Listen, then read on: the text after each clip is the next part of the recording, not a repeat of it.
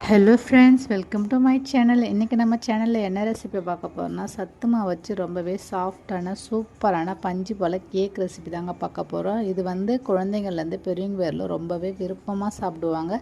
வீட்டில் இருக்கிற பொருளை வச்சு மிக்சர் ஜாரில் யூஸ் பண்ணி ஈஸியாக வீட்லேயே செஞ்சிடலாம். வாங்க அதை எப்படி செய்யலான்னு வீடியோக்குள்ளே பார்க்கலாம். அதுக்கு மிக்சர் ஜார் எடுத்துருக்கேன். அதில் 1.5 கப் அளவு சத்து மாவு சேர்த்துக்கலாம். நான் இன்றைக்கி அங்கன்வாடி சத்து மாவு தான் சேர்த்துக்கிறேன். சத்து மாவில் ஸ்வீட் இருக்கும், ஆனாலும் அது கூடவே கொஞ்சம் சர்க்கரை சேர்த்தாச்சா ரொம்பவும் டேஸ்ட்டாக இருக்கும். அதுக்கு 1/2 கப் போல் சர்க்கரை சேர்த்துக்கலாம். இது நல்லா ஃபைன் பவுடராக அரைச்சி எடுத்துக்கலாம். பாருங்கள், சத்து மாவையும் சர்க்கரை நல்லா அரைச்சி எடுத்துக்கலாம். அது கூடவே ஒரு முட்டை உடச்சி வச்சுருக்கேன், அதையும் சேர்த்துக்கலாம். உங்களுக்கு முட்டை வாசனை பிடிக்கலன்னா 1/2 கப் தயிர் கூட சேர்த்துக்கலாம். கூடவே 1/2 கப் அளவு எண்ணெயும் சேர்த்துக்கலாம். டேஸ்ட்டுக்கு 1/4 ஸ்பூன் உப்பு சேர்த்துக்கலாம். இதை நல்லா அரைச்சி எடுத்துக்கலாம். பாருங்கள், இந்த மாதிரி நல்லா ஃபைன் பேஸ்ட்டாக அரைச்சி எடுத்துக்கலாம். இதை ஒரு மிக்சிங் பவுலுக்கு மாற்றிக்கலாம். மிக்சிங் பவுலுக்கு மாற்றி வச்சுருக்கேன். அதில் ரொம்ப திக்காக இருக்கிறதுனால 1/2 கப் பால் சேர்த்து நல்லா மிக்ஸ் பண்ணி விட்டுக்கலாம். வாசனைக்கு 1 ஸ்பூன் கஸ்டர்ட் பவுடர் சேர்த்துக்கலாம். அது கூடவே ஒரு 1/2 ஸ்பூன் ஆப்பச்சோடா சேர்த்துக்கலாம். நல்லா மிக்ஸ் பண்ணி விட்டுக்கலாம். இந்த மாதிரி ஒரு மிக்சரை வச்சு நல்லா மிக்ஸ் பண்ணி விட்டுக்கலாம்.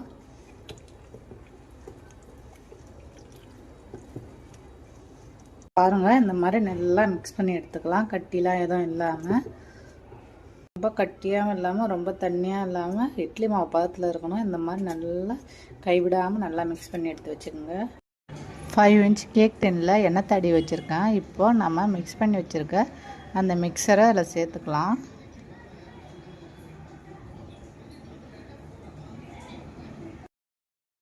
இந்த மாதிரி லெவல் பண்ணி விட்டுக்குங்க, பபுள்ஸ்லாம் இல்லாமல். குக்கரில் ஸ்டாண்ட் போட்டு ஒரு 5 மினிட்ஸ் ப்ரீ ஹீட் பண்ணி வச்சுருக்கேன். அதில் நம்ம பண்ணி வச்சுருக்க மிக்சரை வச்சிடலாம். இது கேஸ்கட் விசில் இல்லாமல் இதை ஒரு 20 மினிட்ஸ் லோ ஃப்ளேம்லேயே வச்சு வேக வச்சு எடுத்துக்கலாம்.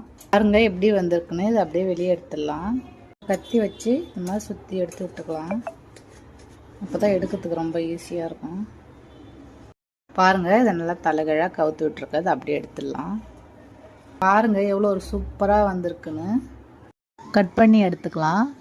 பாருங்கள் எவ்வளோ ஒரு சூப்பராக பஞ்சு போல் சாஃப்டாக வந்திருக்குன்னு. இதே மாதிரி நீங்களும் சத்து மாவில் செஞ்சு பாருங்கள், ரொம்பவும் சூப்பராக சாஃப்டாக இருக்கும். இது வரைக்கும் நம்ம சேனலை சப்ஸ்கிரைப் பண்ணாதவங்க சப்ஸ்கிரைப் பண்ணிங்க. அப்போ தான் நம்ம போடுற வீடியோ உடனுக்குடன் உங்களை வந்து சேரும். இந்த வீடியோ பார்த்த அனைவருக்கும் ரொம்ப ரொம்ப தேங்க்ஸ்.